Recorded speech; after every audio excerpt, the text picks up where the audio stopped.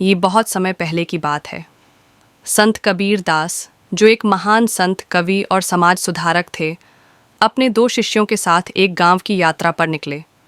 गांव के पास एक नदी थी जिसे पार करके उन्हें अगले गांव जाना था।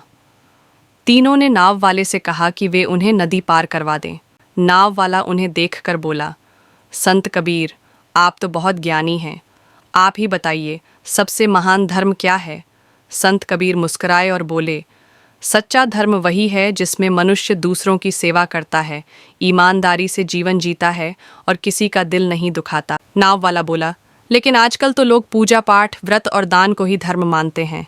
कबीरदास जी ने उसकी ओर देखा और बोले, जो धर्म केवल दिखावे के लिए किया जाए उसका कोई मूल्य नहीं।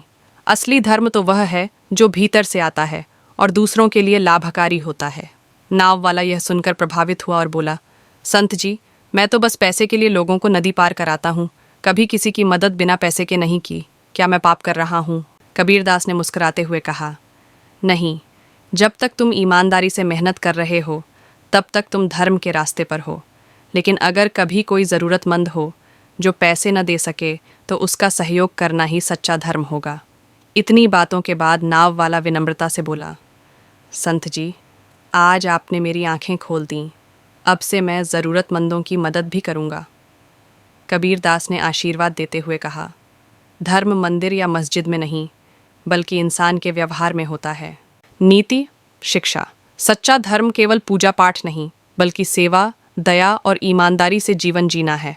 दिखावे से ऊपर उठकर अगर हम दूसरों की मदद करते हैं तो वही सबसे बड़ा धर्म है।